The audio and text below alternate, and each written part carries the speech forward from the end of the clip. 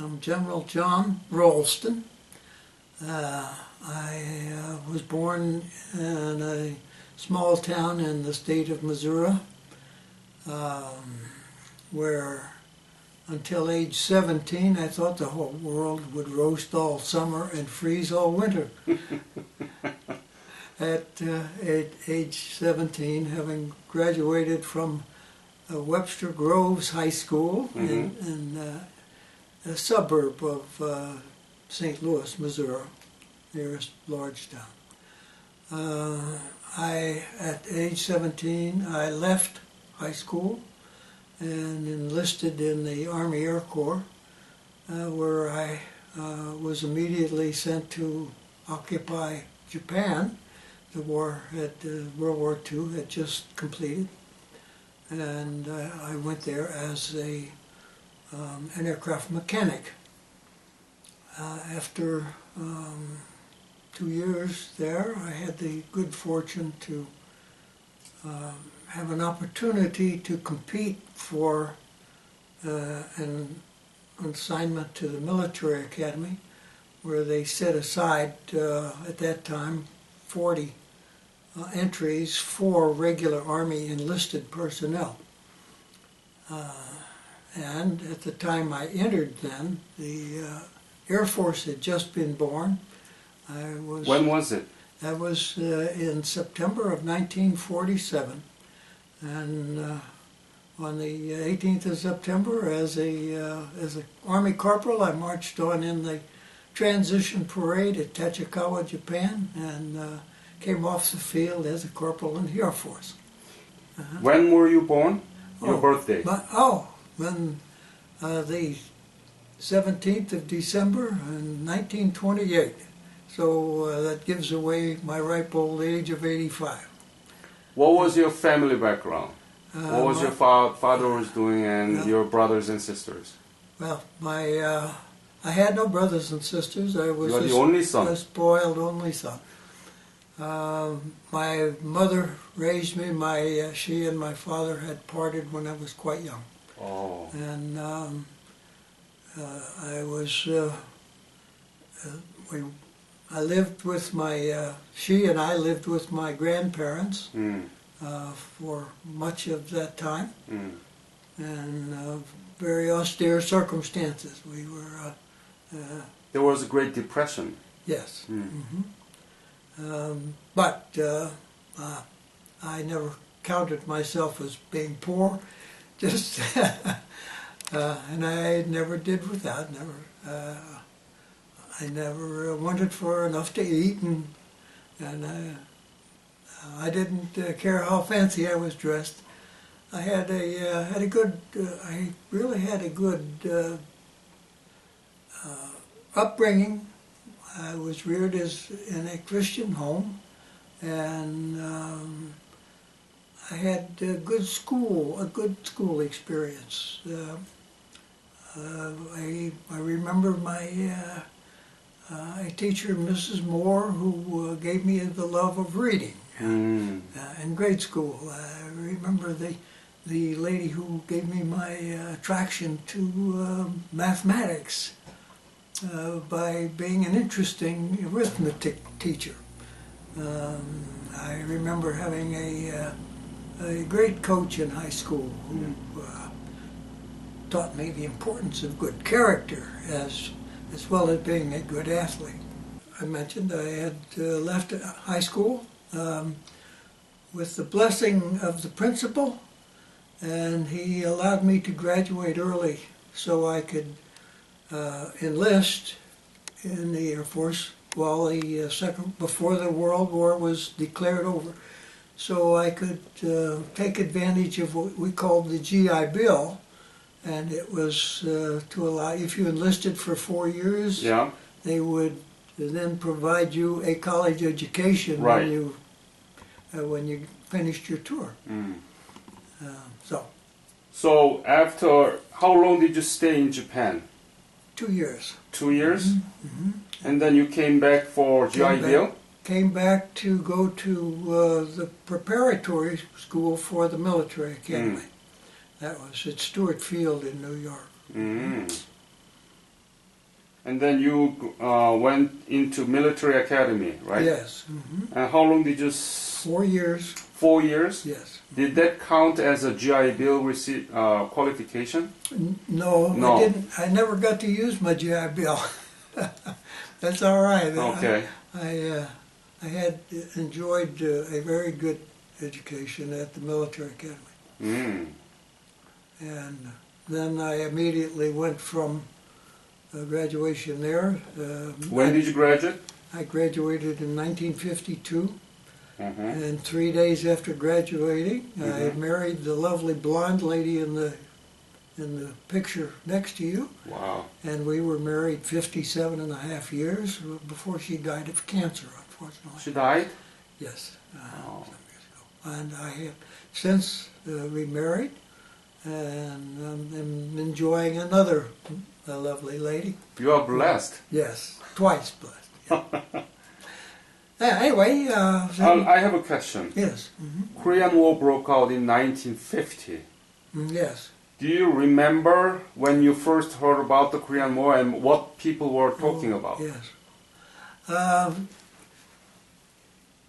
There was, as I would define it, two sides of the story, which there are typically in the United States, the liberal and the conservative side.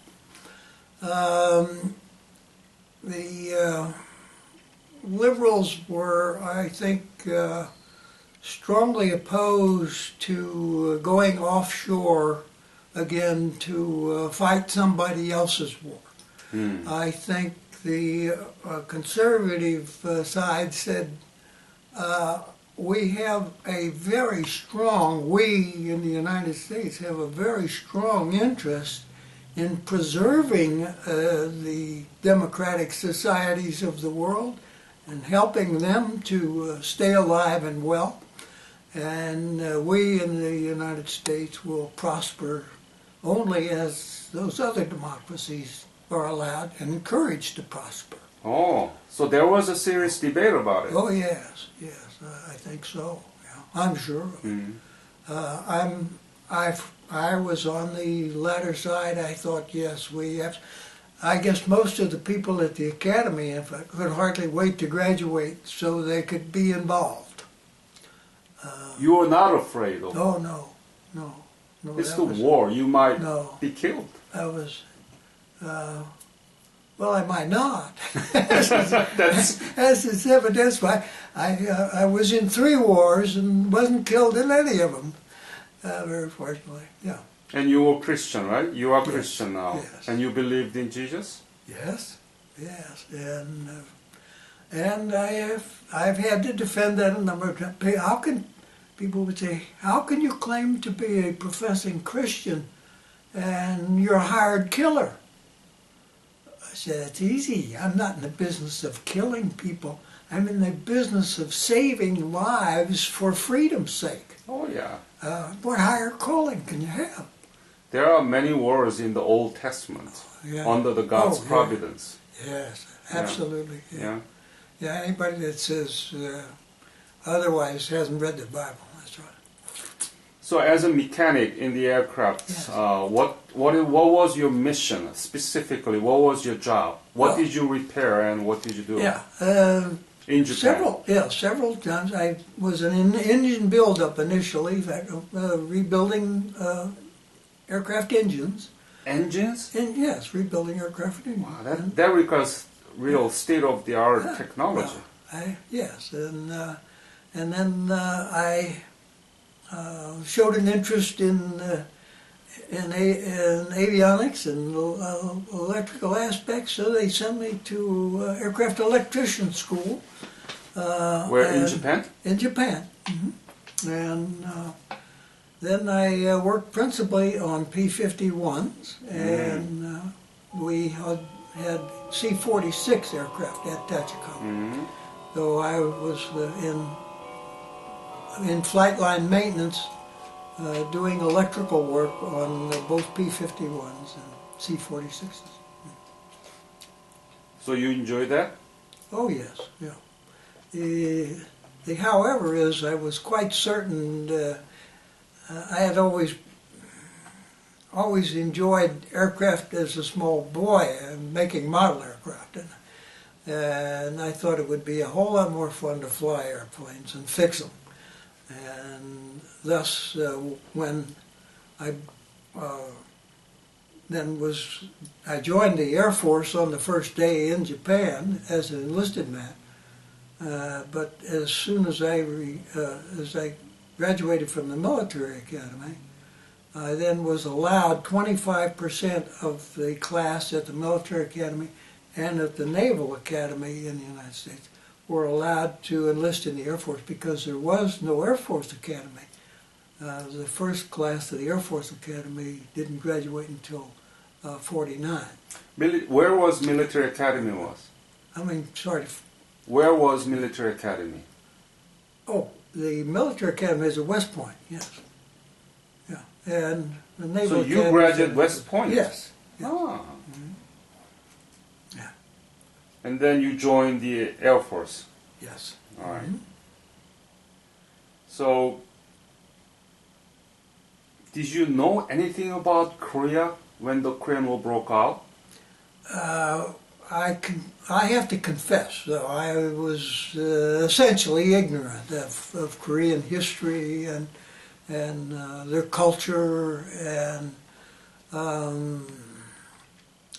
anxious to go help them and learn in the process.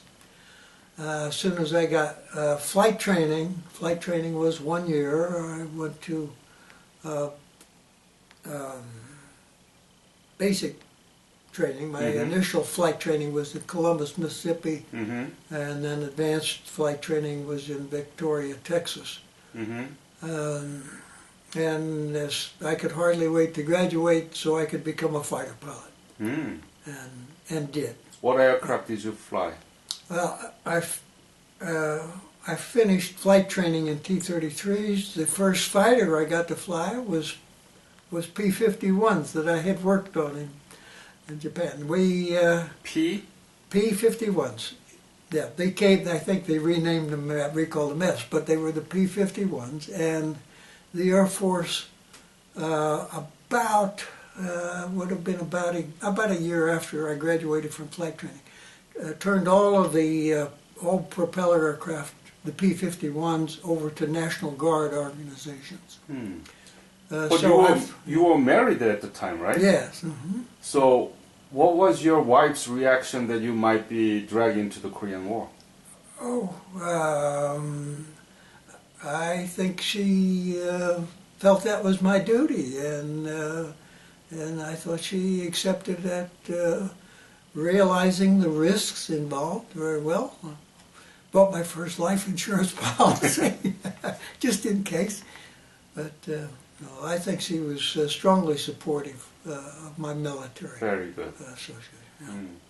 So, did you go to Korea?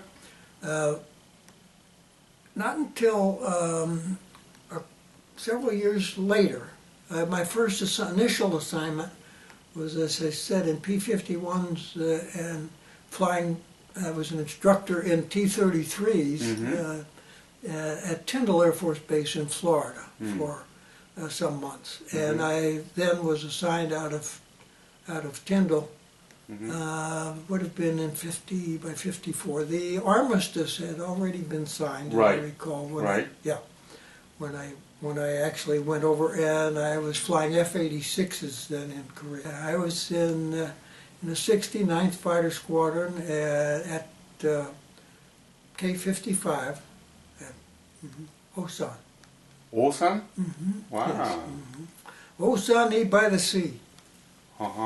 So, do you remember when you left for Korea? From where? From Tyndall, Florida, and when was it? Left my wife, and this would have been in, they say, 54 sometime. I don't recall exactly, but what month? Do you remember? Summer? I don't recall. But yeah. I was there 14 months. I do recall. And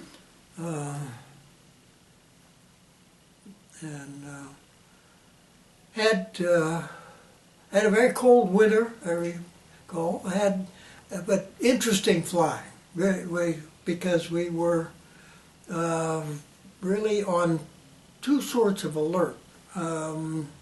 For close air support for the ground forces in case they re-engaged. And the Army had several considerations, and that is, trying to imagine what might happen, and if so, what kind of support we would provide now. So there was a lot of training in that regard. And at the same time, we were on a constant alert. We were never off alert for airborne intercepts. Probably one of the, I think, and I had different people take this two different ways, but probably I think one of the better Christian things I did as a fighter pilot was I was coming back from I was a flight leader, and I was bringing a flight of 4. We had flown over to Japan, to Itazuki or wherever, and we were returning. We were just over there overnight and then flew back the next day. And to get some parts or whatever. But it was a training flight. We had four F-86Fs, all armed, because we never flew, that we didn't have hot guns. And I'm letting down now under control. I was in touch with approach control, preparing to land at Osan, and I look out as we broke out of a cloud deck, and I look off, and at 2 o'clock position over here, about, perhaps 100 yards, no more, is a MiG 15, single. Now, feature, around Osan area? Yeah, we were still south of Seoul.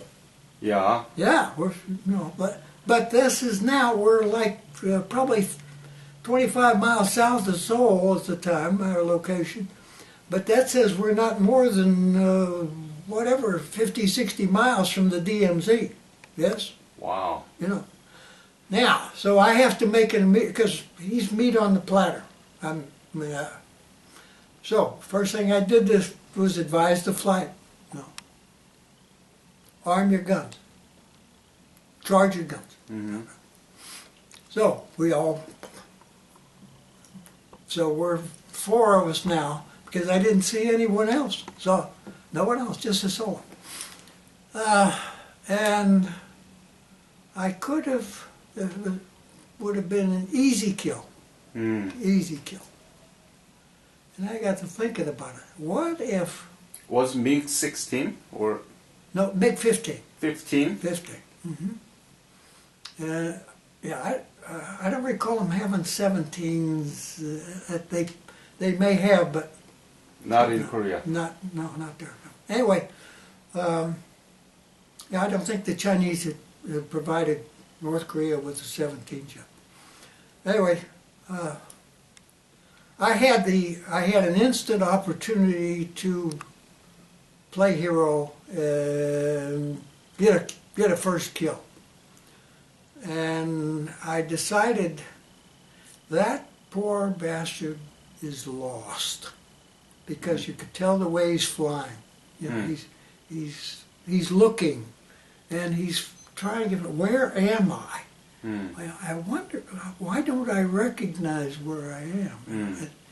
And I just said, he's by himself. He's lost. He's not over here to do any mission, special mission, but lost. He's not going to crash into Seoul, or he didn't come to shoot up the runway. He's just lost.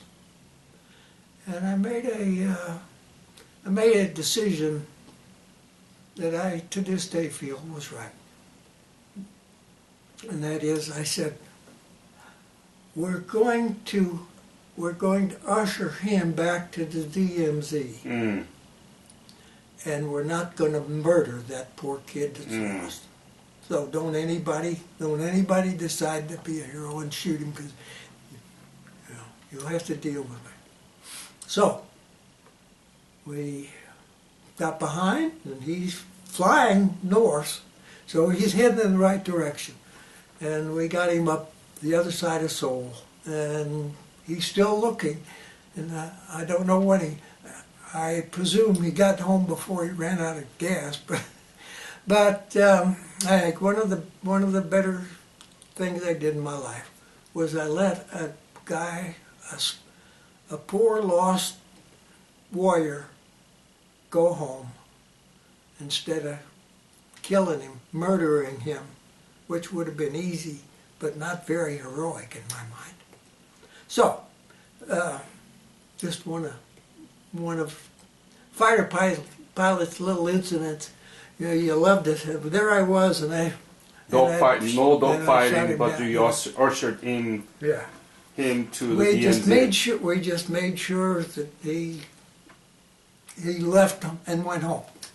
Very nice of you. And then we went back and landed, and the first thing I did, of course, was go in and write a full report. And there were any number of the guys that said, "No, you pansy, why did you kill us?" I said, "No, I could have killed him, but that's the wrong term. I would have murdered him, and that's not how I was raised. And if I had, if I've got to do that to be a hero in your mind, you find somebody else." Anytime I take him one head to head, and may the best man win. But I didn't need to murder him or anybody else. You made the right decision. I think so. Anyway, now I'm in Korea, and I enjoyed my assignment and the aircraft. I learned a little bit about the Korean culture and the Korean people, and what I found out is, aside from their enunciation, they probably spoke better English than a lot of my hometown friends, but I found out that they were just good, wholesome people that did not like the idea of people from the north picking on them. How many American pilots in Osan base? And what kind of aircraft and how many aircrafts were there? Well, we had 3 squadrons, and there were... So how many... all F-86s, yeah. So how many F-86 in one squadron? Yeah. Well, I think we had, as I recall, was 24 aircraft. So you had a total of about 75 aircraft. 75? At Osan, yeah. And all of them was F-86? F-86s. How many pilots there? Probably 100 pilots, I would guess, at any given time, maybe 75 or 80, and maybe 100 or maybe 65 as people were moved in and out. Were there any other pilots from other country? No. Australia? No. We had where did we? We had an occasional observer, but we never had any. We never had any people flying with us. How was life at Osan base? Cold in the winter, and kind of primitive. We lived there were 8 of us, 8 pilots, in a Quonset hut. And I remember it getting so cold that that winter of whatever it was in 54, 55, whatever. Anyway, it got cold enough that it froze the fuel oil. And we had little pot-bellied stoves. And the lines, the tank was outside the Quonset hut, and the fuel line froze. And thus... But you were lucky to have that stove because Oh, the yeah. infantry armies, they didn't. Oh yeah, because the guys up on the line were freezing to death, literally. Yeah, so you got to be look at the bright side. That's right. Yeah, right. Did you get hot meal? Most of the time, yeah, sure. No, it wasn't gourmet cooking, but adequate for them. What was the most thing that you missed? Oh, family. Family. Yeah, wife, young wife, new baby. That must have been hard for you and your wife, right? I think more difficult for my wife than for me. Yeah, because I was doing what I loved to do. Loved to fly. And F-86 was a good airplane. Yeah. And never any concern. I'd been delighted to tangle, except we were under strict rules not to initiate any. Because we didn't want to restart the war. Nobody wanted to get blamed for that. And I'm glad that, the armistice is still on, is it not? How was the situation in the DMZ and the up in the air? Was it there were real fightings or not much? Pretty much stabilized. Very stable. Yeah, because I think at that time the North Koreans were probably under as strict control as we were, and that is we rarely got close to the DMZ. If it appeared, if you were airborne and it appeared that radar was tracking some North Vietnamese aircraft coming south, well, they might revert. They might alter to put you on an intercept course if they crossed the DMZ. Mm-hmm. So we would have been there immediately and prepared to fight and win. How often did you write letter back to your wife? Not nightly, but probably 3 or 4 times a week. That's quite often, isn't it? Yeah, but that beat going to the old club and drinking too much. Let me ask this question, soft side of the war. How much were you paid as a pilot at the time? Oh, good grief. Well, the value of the dollar has changed substantially, but good golly, it's been so long ago. About 200? Probably not much more than that, but there was flight pay as well, so that was an additive. Oh, I see. So we were making, along with having pot-bellied stoves in a Quonset hut, we also got paid for flight pay, and the ground troops were being, I think they drew what was called hazardous duty pay. Yeah. But so no, I was compensated for. And you send that money to your home, right? Your wife. I had it automatically deposited to my bank account. How often did you receive the letter from your wife? Oh, frequently, like about the same, 3 or 4 times a week. Any dangerous moment that you might have lost your life other than the encounter with the MiG-15? Yeah, probably the weather was more hazardous than the north. For example, we were flying off PSP, pierced steel planking. What is that? The runway was not concrete. It was pierced steel planking. Okay. Where they had bulldozed a flat area. Yeah, I know that. About whatever it was, 6,000 feet plus or minus. I don't recall again. Pierced steel planking. Yeah. Planking. PSP. P-L-A-N-K. Planking. Pierced. No, P-E.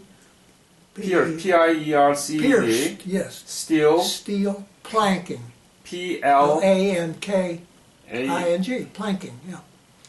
It's like pieces about 3 feet by 6 feet, and they latch together, and so they bulldoze the area flat, laid the pure steel planking, and we operated off that with that. I know. I saw that.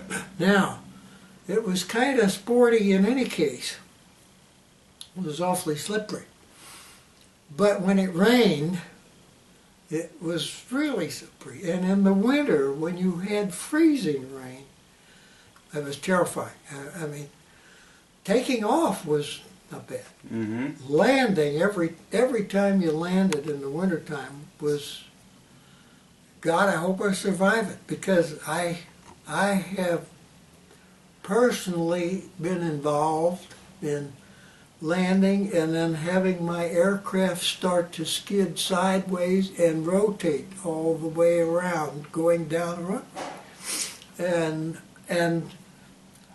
in the cockpit, it's bad enough, but to watch that from the side, to see your friends coming in and watch them, 2 or 3 of them come skidding down and eventually go skidding off the side of the runway, kind of terrifying.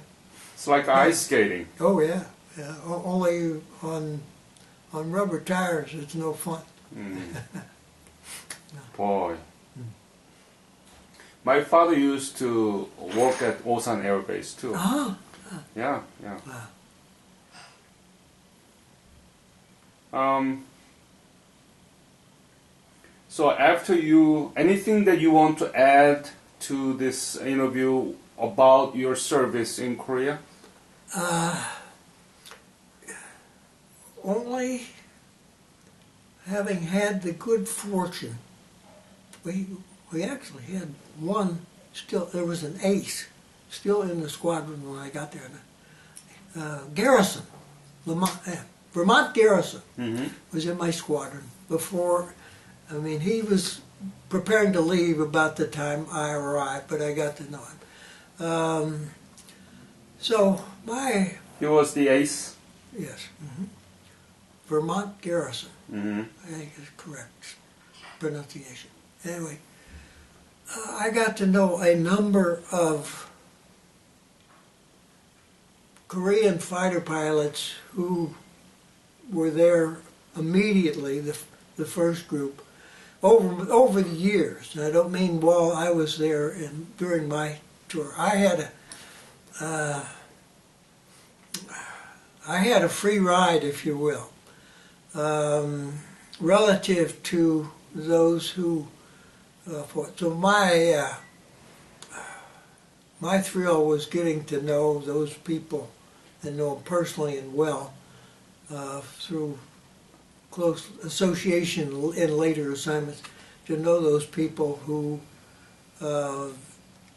did the South Korean people a great service by fighting a great air war. They did really well. Do you remember any Korean pilot? Not that I remember personally and well, but yes, I have had the good opportunity to associate with a number of them over the years in different assignments. And they're every bit as good a pilots as we were. And how come they didn't have Air Force until the Korean War broke out? Not really much. Yeah, but as I say, they were took trained to the training well. They took to the training, and I say, God bless our folks for training them well. Yeah. Were they trained in the United States? Most of your people, yes, came over here and were trained here in our schools. Mm. And I had the opportunity later, much later, as a full colonel and wing commander. I had a training wing in Oklahoma, in Enid, Oklahoma, Vance Air Force Base, and I had several Korean pilots at that time. They were continuing to be trained. Yeah. And at the same time, I was training a whole flight of Iranian pilots who unfortunately were trying to be very good pilots also. So after you came back from Korea, Yes. what happened? Tell me about that. I had the good fortune when I left Korea, they said, okay, Captain, you're getting ready to rotate. We can send you any place in the world that's got F-86s. Oh, any place? Yeah, any place. He said, I think there is an F-86 squadron in Hawaii. Send me. And they did. And, but the funny part was, by the time I left and went home and had a couple of weeks leave and getting ready to move, and by the time I got there, I go to check in to the squadron, and I say, "Hi, I'm Captain Rollston. I'm one of your new pilots." And he said, I don't know.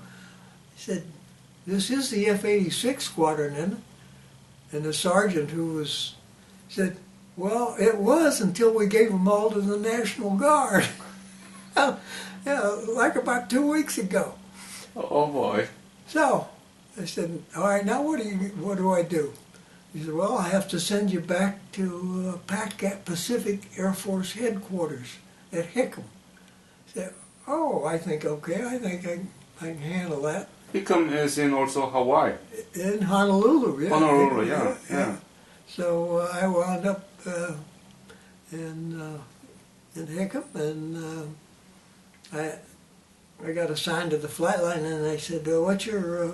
They had T-33s to keep people proficient, those who were typically fighter pilots, who were on staff at the Pacific Air Force headquarters, and so I was assigned as an instructor pilot, and I asked the flight commander, "What's my job?"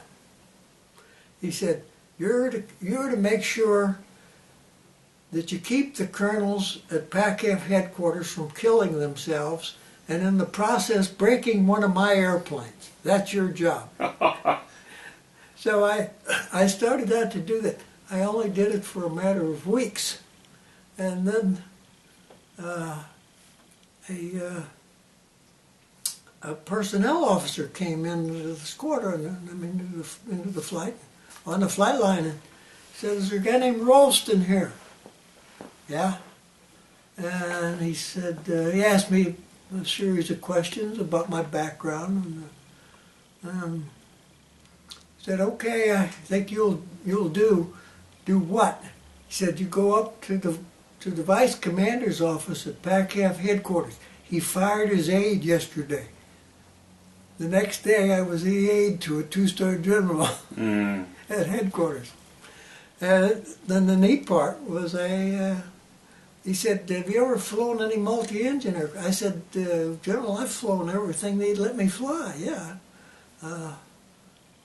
"Why?" And he said, "Well, because the PACAF commander has his own DC-6.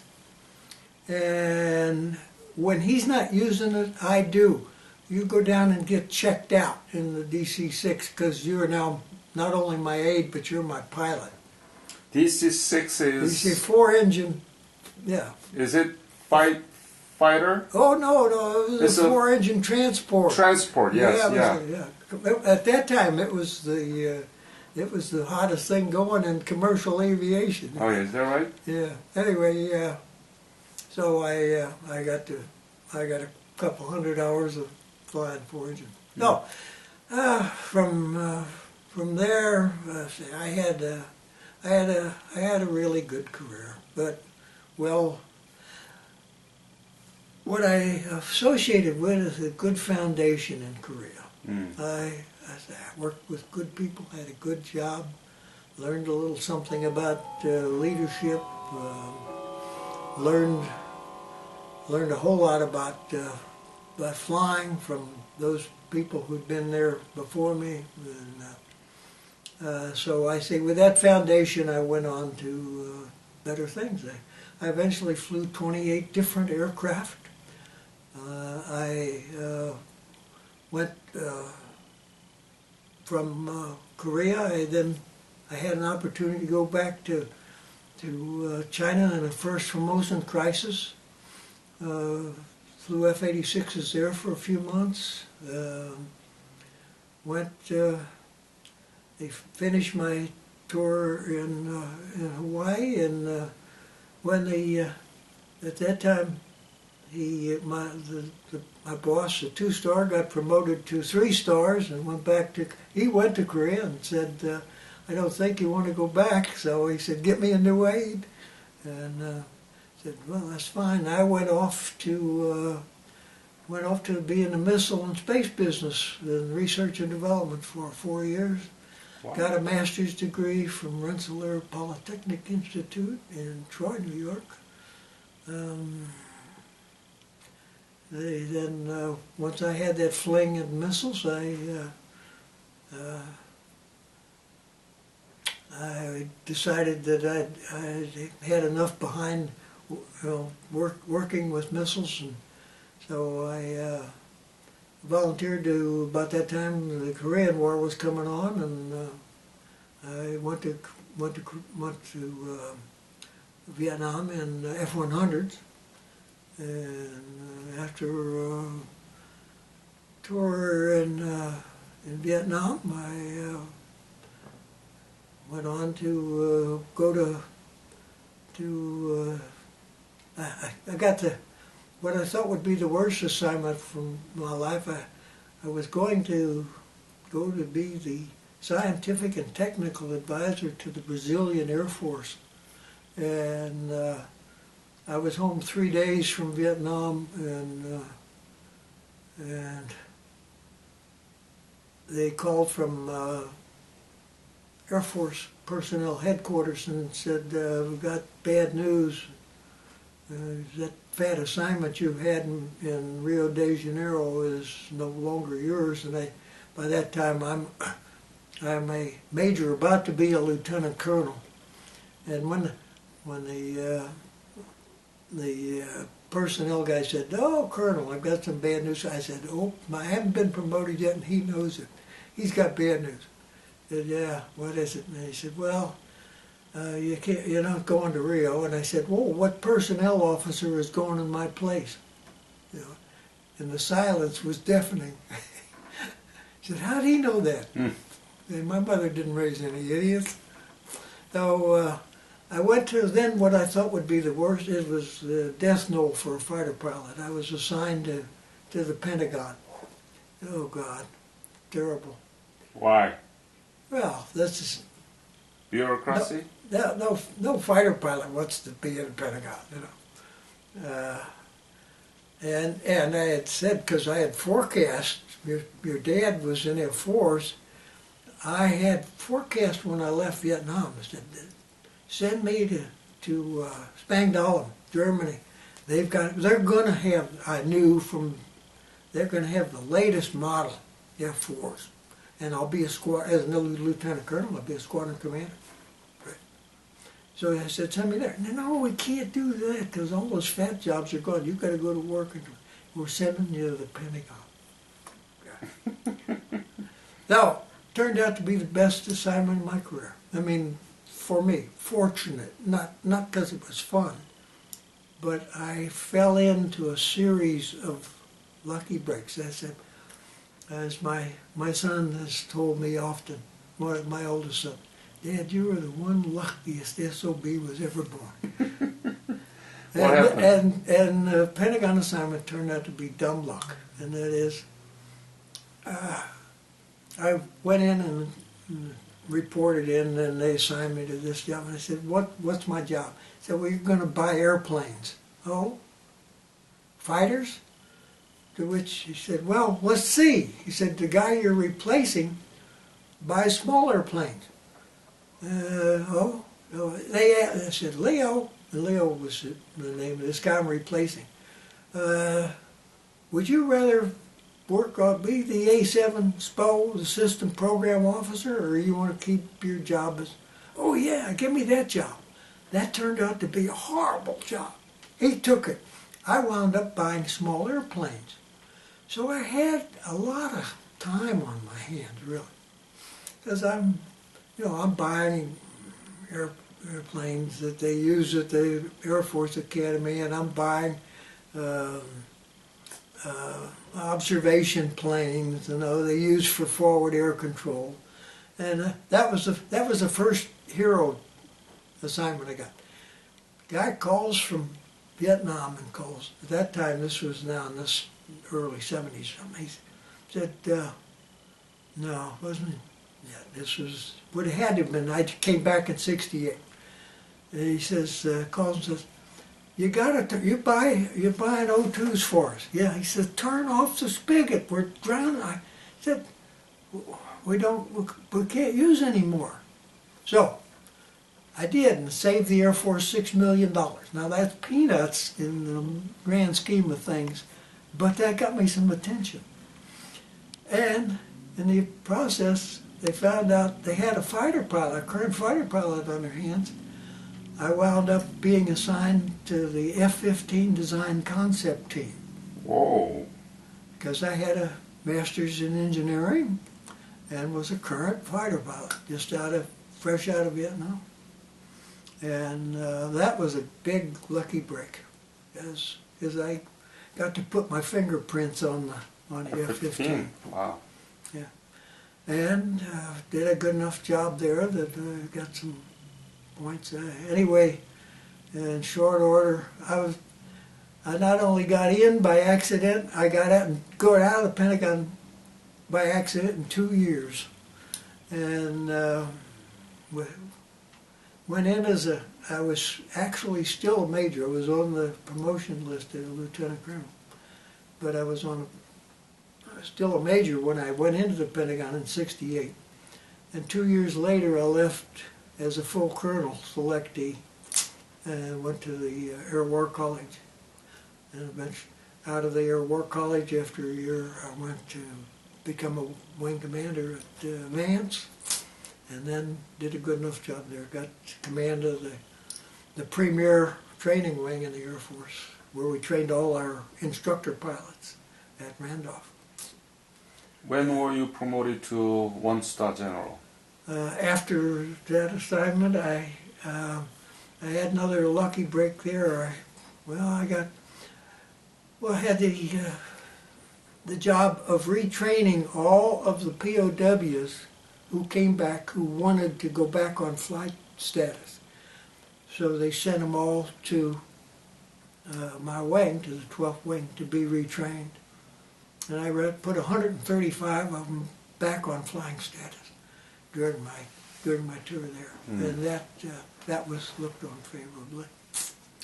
And then I got to be a center vice commander, and promoted to general, and became. I was back then to Randolph to the Air Training Command, which is the overall. I was the command inspector general for General 4-star Roberts. Great leader, great commander. And when did you retire? Finished up. When did you retire? I retired in 80. 1980? Mm-hmm. So I've been retired almost as long as I was on active duty. Okay. Even though you were not in Korea during the war, but still you are Korean War veteran, because yes. federal government yes. extended the yes. period. Yes. And now you know what happened to Korea? Have you been back to Korea? Yes, and my son's been back for a tour as well. What do you mean? My youngest son was in the Medical Service Corps, and was assigned in. He had tough duty. Tell me one of his biggest problems was the garage door opener, the automatic garage door opener on his apartment. On his apartment overlooking the Han River. My dad, so he had tough duty, but he was there for a year, and I think it was 03 or 04.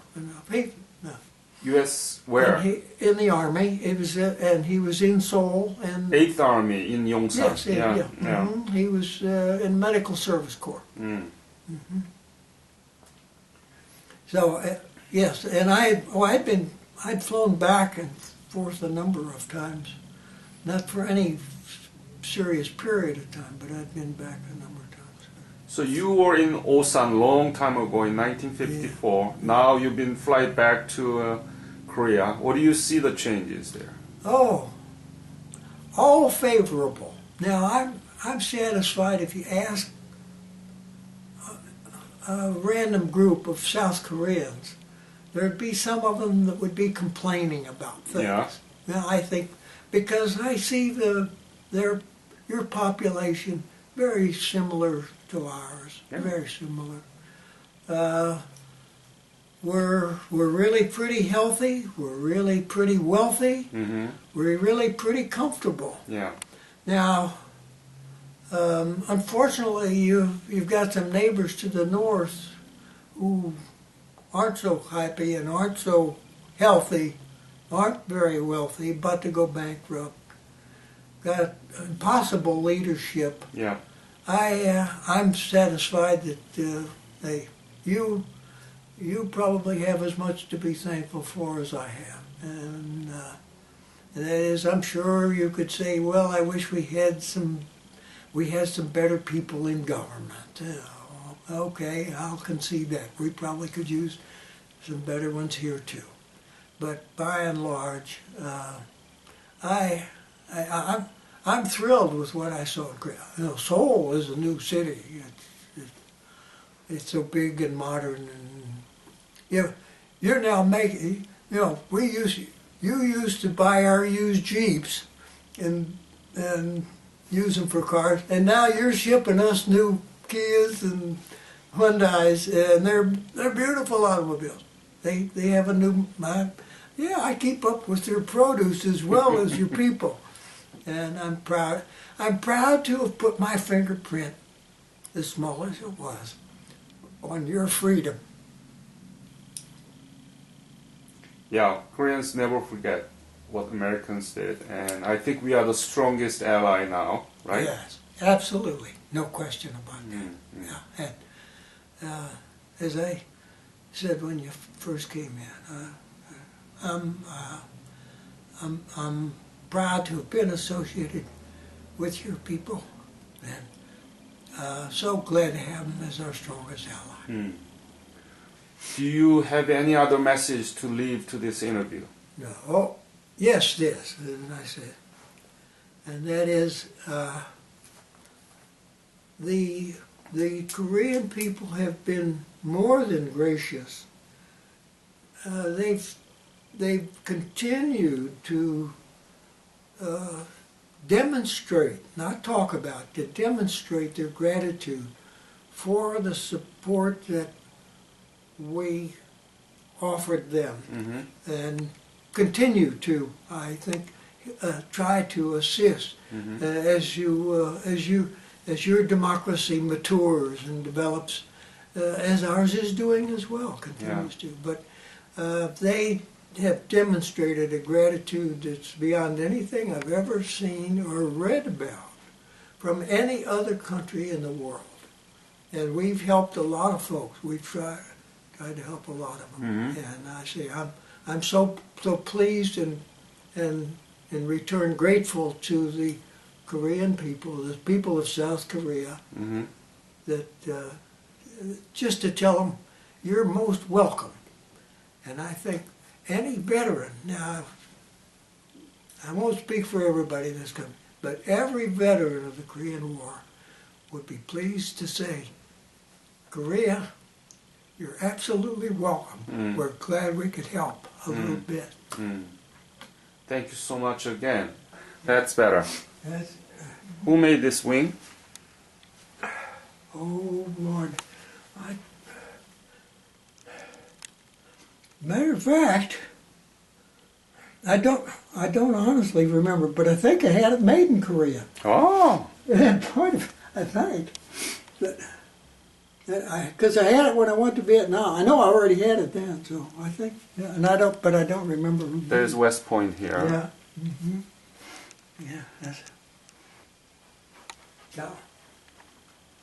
Got my flag. Your flag.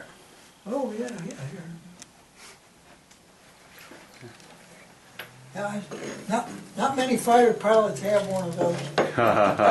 Yeah. I was immensely surprised to get one. To Colonel John Rollston, with sincere best wish, the USF Thunderbird. Yeah. I have that picture in my home too. Have you? I was on an aerial demonstration team before the Thunderbirds.